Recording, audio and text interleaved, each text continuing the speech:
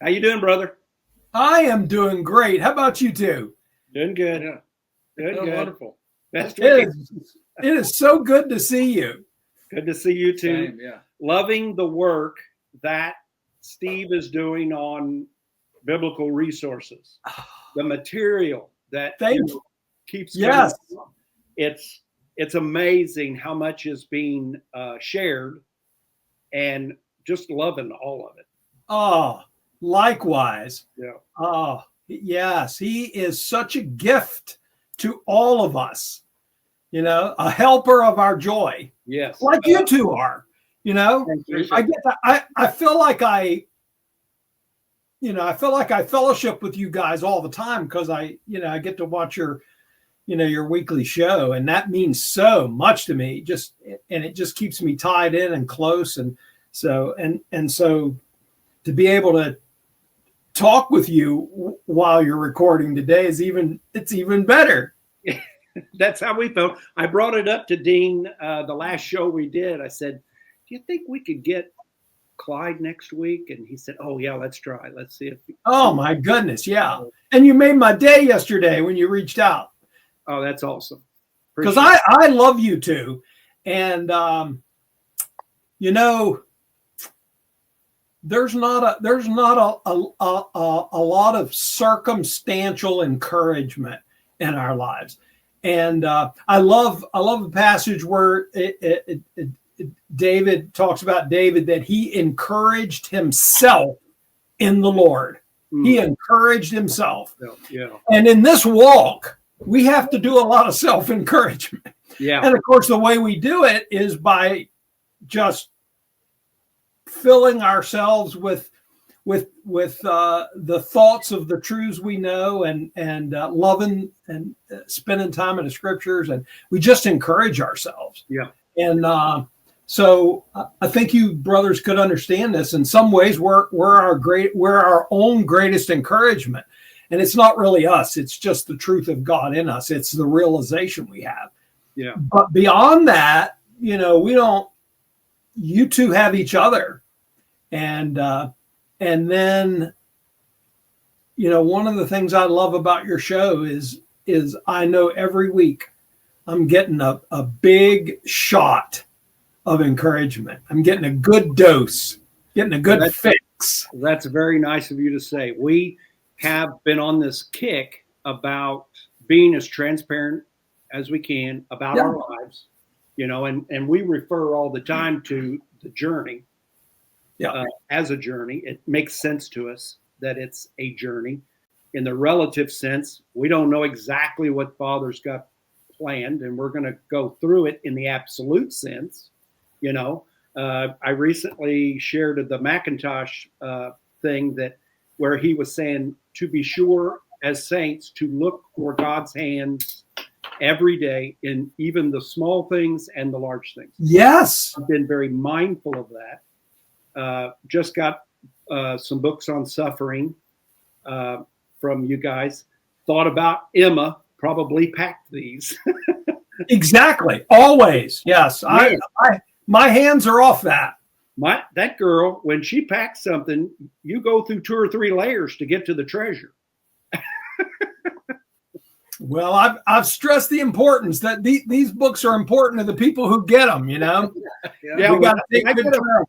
When I get a delivery from you guys, I pull the pocket knife right out. I'm not going to be able to tear this open with my hands. Yeah. Yeah. So she's a tremendous gift and joy to me, and so I'm thankful for that. Well, we sure appreciate her efforts. Andre's work with the BSN, and now the new address for the daily email goodies. Yeah. Obviously he's doing a lot of work, which is helping to free you up. We certainly appreciate Andre's efforts, Emma's, all of the other Pilkingtons that are working to help you have time for the study Bible, which of course we're very excited about. Love video sharing about that. So yeah, it's wonderful work. Wonderful. Yeah, it's the divine energy that's working in all of us. Yeah. God's energy. Yeah. Love that. The suffering. I was telling Dean that that's been this this thought going through my head quite a bit, and I'm looking up the verses. We get to suffer for His sake.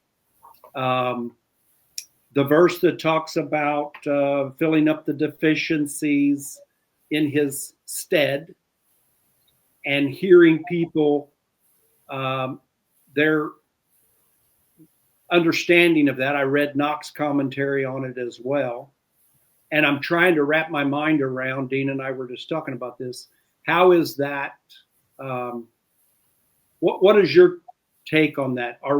Is the body, the pleroma, the church, which is His body, are we filling up more suffering as a preparation for the work that is to be done? Or what is that, your interpretation of that verse? Yes, indeed. Okay. You know, the scriptures talked about, you know, Christ learning, and He learned through suffering. He learned obedience. And so He grew, you know, Father grew Christ, and He matured in His suffering. Hebrews talks about that, of course. Yeah. And that was all preparation for Him being the head, and we being His complement, His pleroma. Well, we are right in this. We are perfected through suffering, and Father's getting us ready. So everything's training. Nothing is by accident. Nothing is happenstance. Right. Everything is meticulously planned with great detail. You know, when we get the realization of the sovereignty of God, that He is behind and in front of and before, and He's in everything, every single detail. When we get the realization of that, then we can look beyond all circumstances. We can look beyond all situations. We can look beyond all people, all problems, all trials. Back to that Macintosh quote that I enjoyed watching you remind us of. And so divine realization is that we are keyed into that every day. We're keyed into that, looking past everything, and all we see is Him. We see Him in the good stuff. We see Him in the bad stuff. We see Him in the good times. We see Him in the bad times. And we count it all joy, right? Right.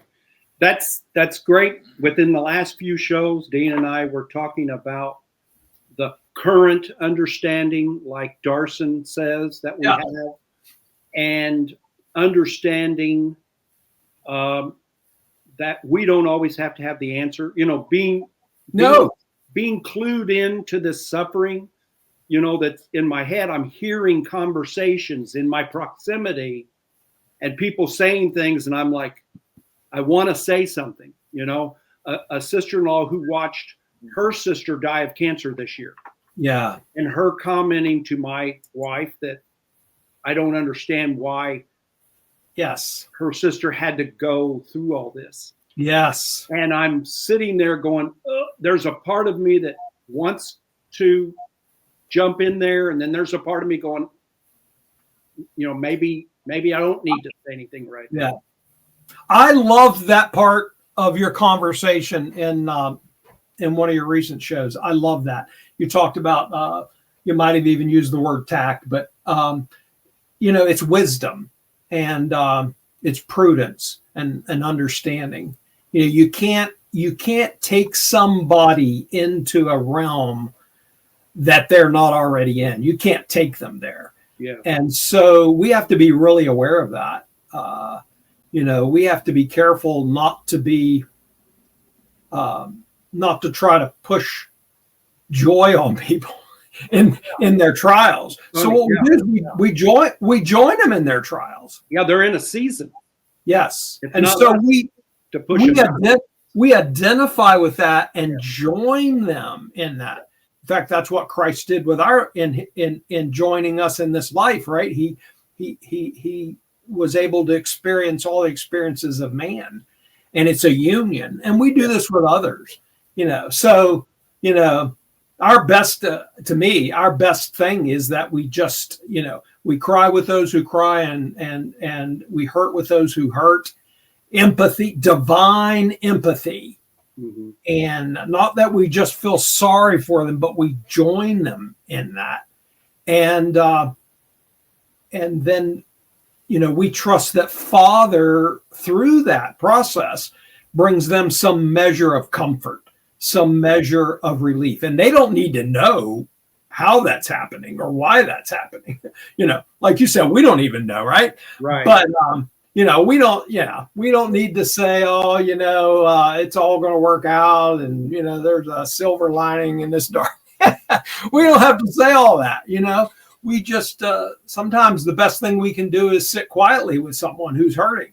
Yeah. Just to be present. We've talked about not having the answers, but being present. Yeah. Yeah.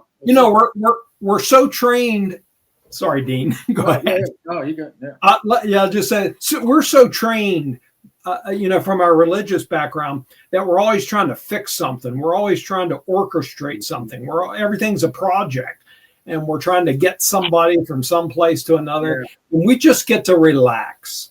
Yeah, that's bondage right there. When you're constantly thinking, I've shared that, my parents are going through something, mom's dementia diagnosis, dad's just angry at the world.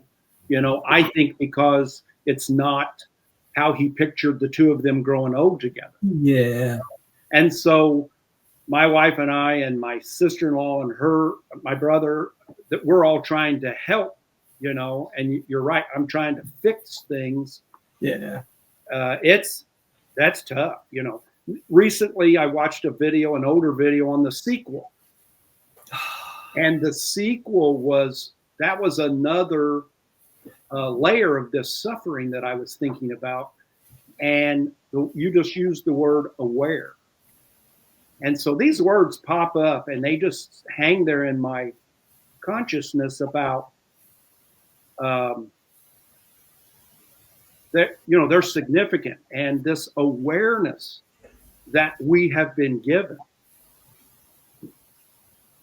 even the awareness of, I don't need to say anything, I don't need to fix this, is coming from Father. The sequel being another layer of the suffering and what we may see. I've been in Ecclesiastes reading the seasons of life. Yes. Seeing that this is the thing he joined us in. Yes. I just got through reading Stephen's book about the celestial realm, and he shared things I just didn't think about. The trial and testing in 40 days, and the idea that Christ fasted so he would be weak. I'd never heard that before. Yes. That during that he would be weak. And what is the significance of that? So wonderful. Yeah. No, you guys, well, I think it is, you talk about the distractions all the time. And I think of all those times that, like I said, we're in our own head. We think we're doing these things to help others throughout our life. And it's really all some kind of selfish distraction. Vanity. And that we think we're supposed to be the one with the answer or do this and do that. And you miss out on all that, these key things you guys are saying, to actually empathize with someone or see that spirit working and to really be there for them. Yeah. And love them and care for them and help them. And it has nothing to do with giving someone an answer or telling them, oh, here, think this way, think that way. That is so distracting. Mm-hmm. Oh, beautiful. I'm learning to come out of that. And there's a lot of, it's so freeing. You see those times of, wow, how it's like these clouds we talked about. I talked about all these clouds that just hang with us seemingly like all the time. But when that gets removed, it's so free. It is. You can start looking like I said, the circumstances don't change, but we can see them differently. That's it. That's it. Yeah. Yeah. It's interesting to hear Dean say that, because I think, we sort of gravitate to other people when they have something maybe we think we don't possess.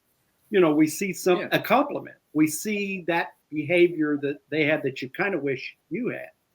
I'm one of those people that struggles with silence. If it's completely, I feel like I got to fill that, and the entire time I've known Dean, in fact, my daughter one time, Emily, said, it seems like Dean's real comfortable with silence. Emily's like me. She's got to fill that void if we're not speaking. And she goes, sometimes I'm like, I guess Dean just doesn't need conversation. But I have an appreciation for maybe an intuitive awareness that you don't have to just blather or throw something out there. And so over the course of time, I've learned that more and more, that I'm not here to provide the answers. I don't have to step into the fray and fix them, even though it's almost a reaction. Yeah. I'm beginning to understand that may not be what I was called to do in this situation. Yes. Oh, you too. There's another side of that, though, too. Like I say, I hear Chris saying that, and I appreciate what he's saying, but his personality, and when it comes out, he's wonderful. He always has the right thing to say. So in situations, and people in his family, and I do too, we can go to him, call him, and he's going to comfort and say those things. So that's it's about freeing ourselves up. Yeah. To be who we are to be. And then you can be that person. Exactly. And give the comforting answers, because you can say some really meaningful, wonderful things. Yes. People get that. The things you two just said so bring me great encouragement and joy. We aren't the answer. And we don't have any clever answers either. He is the answer. Right. That's it. And really, so all we got to do is be. We just are going to be who we are, be who God made us. And these troubles, when you love someone, you'd like to spare them trouble and pain and heartache. But the fact is, the troubles in life are divinely designed, and they don't need to be fixed. Okay, he wrote them. How ludicrous is that? That Father wrote something broken, and we're going to try to fix it. Yeah. The fact is, he broke it. He will fix it. Yeah. That's the seasons. Yes. In Ecclesiastes, yes. I'm like, that's necessary. That's put there intentionally. Yes. It's purposefully there. Again, last show, and Liam used out. I didn't get to tell you, but in the WhatsApp from yesterday or a couple of days ago, I was looking. Marcia and Michael Knotts are two people we dearly love. Stern, Judy, Alicia. I'm checking in with them a lot and seeing what they're talking about. And Liam had shared that Romans 9:19, that who can withstand his intentions? And then you go to 1 Timothy 2:4. Is this not the intention of God, that he would, have all mankind be saved and come into a realization of the truth? And Liam wrote wonderfully shared this thing that he wrote in the WhatsApp. And I was like, oh, I got to show this to Dean. And then Liam tells me, yeah, I got it from your show yesterday. That part of it I do enjoy, and that's all the work that we talked about earlier, Steve, and you're doing or whatever. It's funny how the simplest of things, we can read scripture or just say a word, and then wow, it's like a new light comes on. There's so much depth under that. Yeah. But we're all in different places. It all hits us at different times. So it's not about then trying to, give that to somebody else. We can just appreciate when it happens. And that's funny the way you said it. It's like oh, you really enjoyed what he was saying. He's like, well, I got it from your show. Yeah, exactly. Yeah, I think that's what happens back and forth. I think we want to skip the preparatory work that Yes. Father's doing. You know, Father's preparing you to hear something or to see something. And Yep. you know what? Now I'm in this place where I don't want to hurry that along. I want it to be his timing, not mine. No. I mean, we're still here. Yeah. So obviously the divine process is still going on in us because we're here. Yeah. And the circumstances that we experience, you know, it's all preparation. And what a joy that we see that. Now, people need to understand when we're talking about joy, you know, when we're talking about charis and grace and we're talking about joy, you know, it doesn't mean that we are of our own nature, happy-go-lucky and laughing all the time. Mm-hmm. What it means is, in fact, Paul says it's joy that is beyond comprehension, beyond a peace that passes understanding. So this is not some mental game that we play. You know, I was thinking about it recently. It's not that power of positive thinking. You know, that's like a trick where you try to get your mental view to pretend certain circumstances aren't happening. It's realization beyond all that. So we can be in the middle of hurting and pain and struggle, and we can experience divine joy in the middle of that. That's beyond. Somebody looks at that and they say, okay, I don't know what's going on there. Well, what happens then there, what is troubling, what I'm learning to let go of, it gets confused. And then it gets to where people will be like, all of a sudden it just happened recently to me. Somehow it's like, how can you be happy with these horrible circumstances and death and all these kinds of things? Yes. Well, who's saying that? That's not where this peace and this joy is coming from. No. It's not coming from things of this world that have to do with those horrific things that we all experience as humans. Yeah. But in spite of those horrific things, we can see a greater purpose, and that's and somehow have this crazy belief. Yes. Somehow, I don't know how. I can't put it together. Yeah. But it's going to pay off. And it's for purposes that it's greater than I can understand right now. It's like I'm counting on that. But we simply, even though through these dark times, and you see that in so many lives, people come to appreciate the hardest of things. Yes. So we get glimpses of it here. Yeah. We get glimpses of that. Oh, what is that? You know, we call it joy, call it charis. What is it? It's something. To me, it's something. It's not just a word. That's spirit. It's not an emotion. Yeah. It's deeper. It's a divine energy that God gives us. He taps us in to what's real. He taps us into the absolute. So we're not happy about a car wreck. We're not happy. Right. It's funny.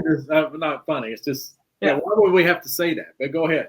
Yeah, we're not happy about. Yeah, but I think people who don't have this realization, they don't understand what we're talking about. I know. Yeah. Exactly. You know, this is beyond comprehension. This is beyond understanding. They hear us talk about all, joy and happiness. We're not happy about car wrecks. We're not happy about cancer. We're not happy about pain. People having excruciating. I can't. Painful to even speak about. Physical pain or emotional pain in their heart. We're not happy about those things. But you know what we are happy and joyful about? Father wrote it, and he wrote it for eventual good. And we're happy we're content with this process. Yeah. And in the meantime, we can be vessels of comfort. Yeah. We can be vessels of companionship in that pain. Christ joined us in our agony. He joined us in our darkness. He joined us in our pain. He joined us in our supposed mental alienation from God. And we're able to do that. We're able to continue that. And, to tap back into what you were saying a bit earlier at the beginning, Chris, is that Christ suffered this stuff. Mm-hmm. And he did it with joy. He did it in happiness. Yeah. But he suffered these things. And now we're doing the same. Now we have that same role of union with those around us and entering into their conditions with them. Right. And that's and what awareness. I think yes. That's what awareness. Yes. I'm not uncomfortable with a definition of joy including a nest, a warm blanket. Yeah. A fortress, a fortitude. Yes. You mentioned a few shows back, we're being kept. Yes. We're being, he's our safe guardian. Right. So even in the middle of the trials, the tribulations, an awareness of being kept. Yes. The fortitude, a mighty fortress. Yes. Yeah. Yes. Listen, and I just read Psalms this morning. I never read in Psalms. I just read Psalms, and it was something though, a word that it did something within, and we've heard it. Everybody heard it a million times. So I'll just read it. It's exactly what he said. Yahweh is my shepherd. The shepherd I didn't get past like this thought, but yes. The next one, nothing shall I lack. That's what you're talking about. Yeah, exactly. When you're in that mode of comfort, nest, that all these things. Oh yeah, he's the shepherd. Yes, he has. It's not then all us doing all these things. He's got us. We can relax. Nothing. Yeah, we don't lack anything. We're safe. How beautiful is that? We're not getting saved. For instance, we're not getting saved from sickness. We're going to get sick. We're not saved from our mortality. We're dying every day. We're not getting saved from our sins, even when you think about it, because I'm still missing. So if he's saving us from any of these things, wow, he's doing a pretty poor job. And he's not going to save us from death because we're going to die. But what he is keeping us through that whole process. Yeah. Until the resurrection. And that resurrection to mortality is going to change everything. It's going to change the circumstances. He's not currently changing those circumstances in that sense that we're looking for that deliverance. Yeah. And instead, he's replacing that with peace and with joy and with that warm blanket. Right. Yeah. The Stephen's been doing some really good work with the bloody truth. Yes. And I can't wait for that to come out. I know that it's still being worked on, but the idea that he joined us in this life so that we could join him in yes. death. Yes. So that just goes perfectly with, that's where the substitution stuff fell short. Yes. And this is so much more richer and fuller. Yes. More understanding. Not that I could just break into discussion about that with anybody at any time. But knowing it for myself is that keeping. Yes. So that's just becoming more and more a part of things. Yes. A part of my thought process. Yes. Not having to be the answer person or the fixer or whatever.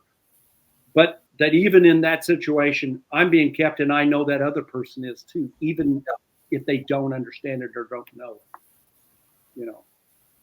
And as this realization is a present possession, we're able to be the calm person in the situation and in the room. We're able to be the peaceful person. We're able to be the loving person. because we're not on the roller coaster on the track of up and down. We get to be the stable ones. And the way we relate that to the difference between substitution and union, which is the beautiful truth, we too play the role of being in union and not being a substitute. And when you think about it, when we're always trying to fix something, we're trying to take the role of substitute. Like we're going to master this for our loved one. Yeah. And we can't do it for them. That's we can't. Yeah, that's a good way to put that. Yeah. So the only thing, so even we can't take on the role of substitution either. I often think, when someone I love is in great pain, I would gladly take the pain. Yeah. And let them be relieved of it. I would gladly do that for anybody I love, and take that circumstance and take it on myself. Well, that's substitution. Yeah. But what we get to do is join them in it. And we're just always, we get to be God's ever present consistency and calm and peace and love and reception